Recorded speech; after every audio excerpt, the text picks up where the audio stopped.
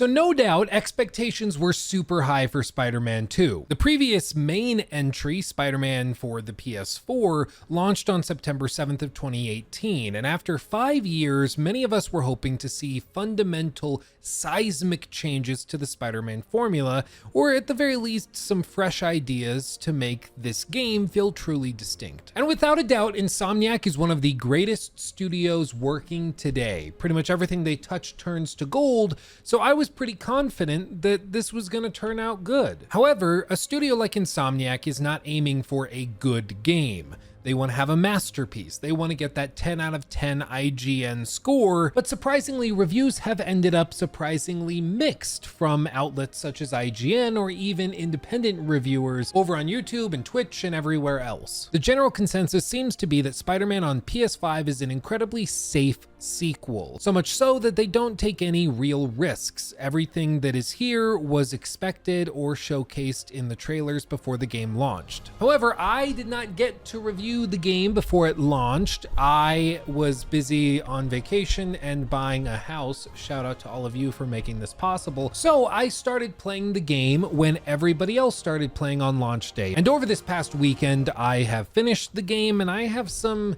strong thoughts. I went into Spider-Man on the PS5 excited, though skeptical of whether they could actually pull this off, because in the past, Spider-Man games kind of get a little dry as we see more and more of them. Same thing with even Batman games like the Rocksteady trilogy. And even if you toss in the extra game, Batman Arkham Origins from Warner Brothers Montreal, even with those 4 games, they start to feel pretty stale if you play them one after another. It's the same combat system, it just starts to feel stagnant. But like I said, if any studio is capable of making a game like this successful, making a sequel that surprises all of us and that subverts our expectations, it would be Insomniac. So I booted it up and started playing. And I'm gonna get into all of the nitty-gritty details of what I think about the game and how it works, but I guess I should just say, spoiler warning, I'm going to show footage from the first half-ish of the game. Nothing super spoilery or anything, but if you're one of these players that doesn't want to see anything,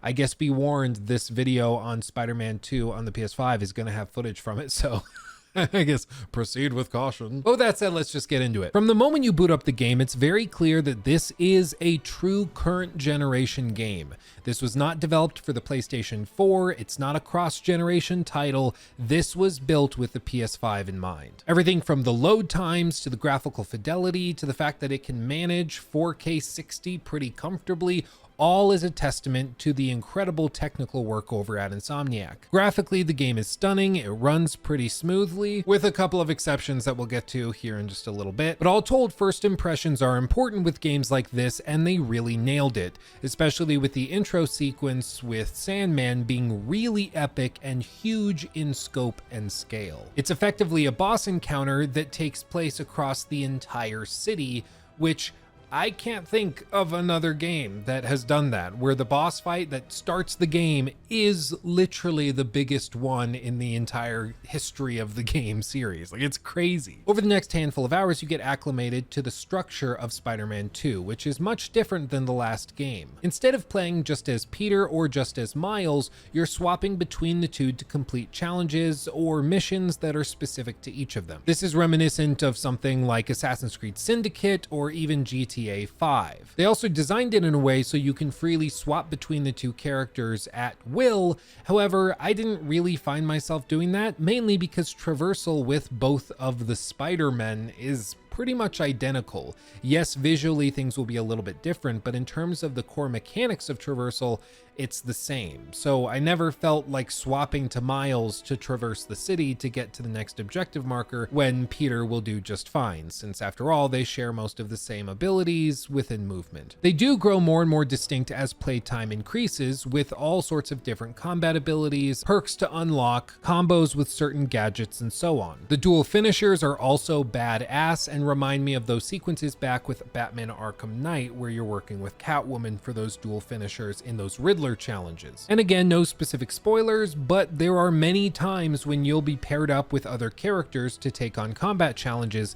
that will also have their own unique finishers as you fight through hordes of enemies. These are all awesome, and I really think they add to the immersion that you feel and the wow factor. And that's good because the game does still rely on waves upon waves upon waves upon waves of enemies coming in to build out combat sequences. Don't get me wrong, there are some big boss encounters that are really fun and even challenging, especially later in the game.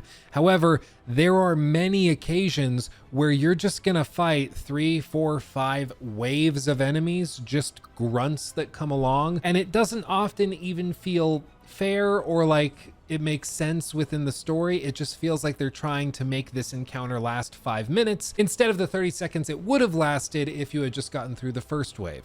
I think it makes sense to have an initial group of people there, and then if you get spotted and you don't stealth take them down, another wave of reinforcements comes in. I get that, but sometimes it just gets ridiculous.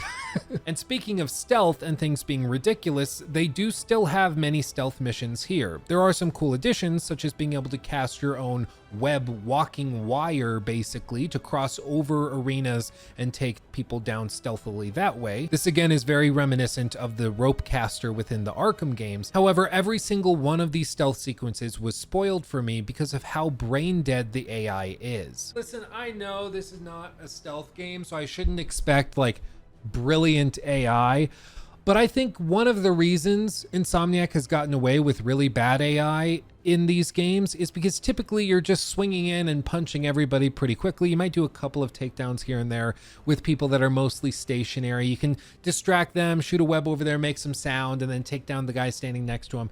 Things like that. But it's when you have a lot of tools at your disposal in big arenas with lots of complex stealth encounters all happening at the same time that you can really see when the AI is not working properly. And I cannot even begin to tell you how many times I was baffled that certain enemies weren't seeing their buddy hang on the wall, webbed up right next to them.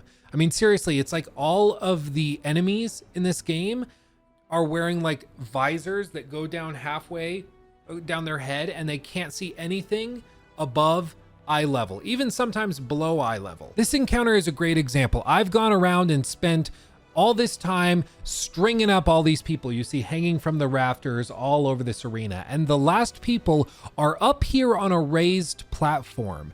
If their vision really was limited to just eye level and down, they still should be able to see me, to see all of these people hanging from the rafters. Like, look at all of these people strung up with the webs. They should be able to see it, and instead they're just standing there doing nothing.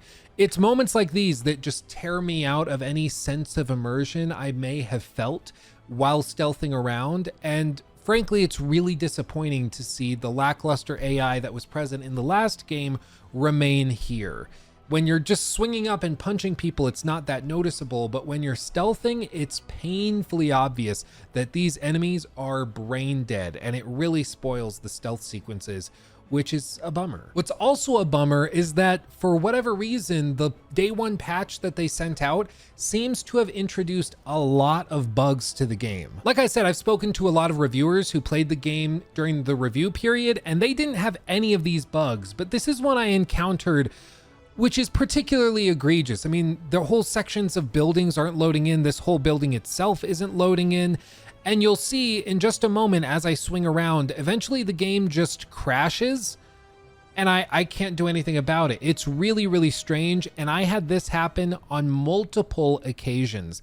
And when I was speaking to my buddy Joe Raptor, who I do a podcast with, many of you probably have seen his stuff, he played the game during the review period and didn't have any of these problems. It seems to be specifically relegated to people playing on the day one patch, and that's just bizarre. It's really rare for studios to drop patches that break the game after it ran well during the review period. It happened here. It happened with Callisto Protocol, where that game was actually running well, and then they patched it like 6 hours before launch, and then like 3 hours before launch, they undid all the fixes they did in that last patch, breaking everything again.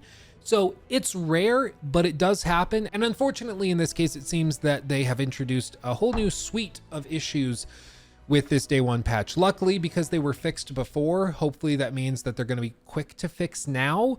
But I think it's worth noting that there are a lot of pretty severe technical issues within Spider-Man 2 nowadays, even though that wasn't present during the review period. I'm sure it's really hard to get these games polished for launch, but those challenges are not really my problem. If I'm paying $70 for a game, like, it's kind of your job to figure it out and not sell me a broken pile of garbage. But in this case, I don't think it's like a broken pile of garbage. I think there's a lot of bugs and unfortunately things that cause crashes and things like that, which are a real bummer. But I wouldn't say that it's game breaking. I've had a couple soft locks with enemies that like clip into walls and you can't get them out, so you have to reload the last checkpoint, redo a whole combat encounter, or this one which causes the whole game to crash. Things like that are frustrating, but the game itself is still playable and enjoyable, so I'd consider it probably worth a point reduction, maybe -1 out of 10, but it's not that big of a deal personally. Speaking of other challenges, the expectations surrounding Spider-Man 2 were certainly extremely high. And the biggest frustration I and a lot of other people have had is that they seem to have played it remarkably safe. Yes, they have huge set pieces and crazy encounters, but the combat feels very stagnant from the last game in 2018 and the spin-off title just a few short years later. It's clear that Miles Morales and that whole mini side game, sort of spin-off, sort of an expansion, that was done to basically help subsidize the development cost of building up Miles's abilities and movement sets and animation sets and everything for this game. And while I understand that and I can appreciate that, it does also feel like this is a half step past what Miles Morales was. If Miles Morales was a half step above Spider-Man on the PS4, this feels like a half step above that game, which is still an improvement, but it doesn't feel like the big sequel leap that we would have expected, if that makes sense. Not to mention that narratively, I found the game actually somewhat boring. This is partially because I know the stories tied up in Spider-Man. None of this is particularly shocking, and Insomniac really doesn't push the boundary that much on insisting on using their own lore or breaking from the current mold. I know they are probably limited heavily in what they can actually alter and change, because after all, it's a licensed game.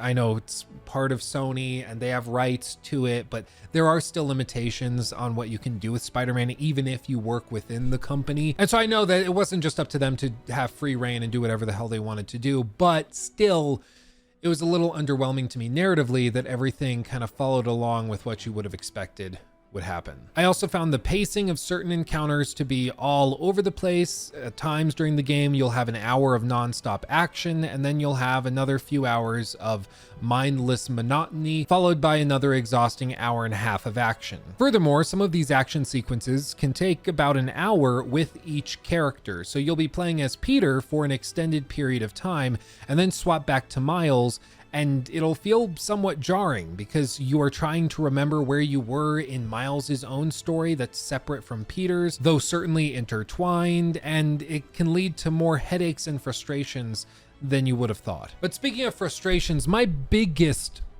probably bedevilment with this game is that the biggest problem we all had with Spider-Man on the PS4 was that the open world felt drab. It felt like it was filled with a collectathon checklist of activities, and if you wanted to platinum it, Godspeed, because that platinum was one hell of a trudge. Talk about a collectathon, going around doing all of these repeated copy and pasted combat encounters where the truck has to flip over, you have to save it from flipping over, and do that 15 times in each of the little sub-districts. It was a real migraine inducer, for real. And no matter who you were, if you were a diehard fanboy of that game or if you thought it was just pretty good, everybody agreed that the open world could be greatly improved. The Ubisoft approach just didn't really fit in the context of an otherwise amazing Spider-Man game. And much to the surprise of everybody who's touched Spider-Man 2, they seem to have doubled down on the collectible style open world, which is just truly baffling. Yes, the map size is increased. Some people say it's doubled. To me, it feels a little bit less than doubled, but either way, there is a lot more space to explore, with you now having access to Brooklyn and to Queens, and Manhattan itself has been altered slightly to work with the new story. Paired with that, other improvements such as ray tracing on all of the city buildings and the glass on all of the skyscrapers, and then also the web suits to allow you to traverse even faster than you could have otherwise. It really does feel like this is a new map, surprisingly enough. However, once you start trying to engage with those open world activities, such as all of the collectibles, trying to stop randomized crimes, taking pictures of random crap, you will start to feel like you're playing a game from 10 years ago. Listen, I've played a lot of Ubisoft games, a lot of them, and I think some of them are even worth playing despite all of their collectathon crap. And in this case, I think it's still worth playing Spider-Man 2, of course. However, in this case, everybody told Insomniac that the open world approach they took last time sucked, and they doubled down on it and gave us even more collectathon stuff to do while trying to complete all of these different districts in order to then unlock fast travel to that district, because you have to complete all these collectathon things before you get access to the fast travel. And it's just honestly baffling. It's like they tried to call our bluff, like, no, you actually really like it, so we're gonna do it more. We're like, no, we were being real, dude. We just don't like the collectathon stuff. Do something more interesting. But speaking of things that are interesting, I think far and away the most impressive thing that Spider-Man 2 is able to do is to provide a steady drip of cinematic blockbuster encounters that each feel as though they could be the capstone on their own video game themselves. This is that feeling when you have a big combat encounter or a big set piece or some big cinematic sequence where you feel as though the game could end here. Honestly, that was epic enough. You could end it there and I would be happy. And there are many of those in this game where it just keeps going up another level. And while it didn't quite hit the level of God of War Ragnarok, where it just kept blowing my mind that I thought perhaps they might do something and then they did it and then also doubled it and also twisted it around, did another thing on top of it. In this case, it's all kind of expected. You can see where they're going with the story, what's going to happen. Oh, maybe we'll have this big boss encounter, and then you see it and it is big and it is epic and it's awesome. They don't really do anything to surprise you, but what you expect to be there, they do, and they do it well. And this started a whole debate, of course, because the game is relatively short. The main story can be completed in around 15-ish hours, and a completionist run by most accounts is about 25 hours. Some people have said that for $70, 15 hours is just simply too short, but this is all just going to be a matter of personal opinion. I personally am willing to pay more per hour of enjoyment if the quality of those hours is really, really high. However, I know a lot of other people are simply looking for more bang for their buck, in which case you just need to be aware that this game is not trying to give you Red Dead Redemption 2 levels of gameplay time to mess around with. Instead, they're trying to give you a really lean, mean 15 hours, and they do it unapologetically. But I will say, absolutely, once the main story is over, the game and the world itself kind of feels like a dead fish just out of nowhere. There's very little driving you to do stuff other than the simple desire to get the completionist, platinum trophy. And if that drives you, you're one of those players that can enjoy that, awesome. For me personally, I don't really care that much about platinums for most games, so once I hit the end of the story, I forced myself to engage with more of the side content, but it was interesting, frankly. The collectathon stuff I'm just burnt out on, probably because I forced myself to finish Assassin's Creed Valhalla, which I got the statue for right there, and Odyssey, and all these other games that are rife with collectathon stuff. So I'm just burnt out at this point, I think. But all told, I think Spider-Man 2 is a pretty good game. It has a couple of things that I think warrant penalization, such as the technical issues that were introduced with Day 1 patch, and the lackluster open world, and the brain-dead AI within stealth sequences. But all told, I think it's a really good game, and I think it's certainly going to be at the top of many people's Game of the Year lists. It's a welcome addition to what has been an amazing year for gaming in 2023. Insomniac, I think, did a really good job. Hopefully they learned their lessons from this for whatever's next, which seems to actually be Wolverine. So we'll see what they've got coming. But with that, I'm gonna go. Thank you for watching. I love you all dearly. Much love, and I'll see you in the next one. Hugs and kisses. Bye-bye.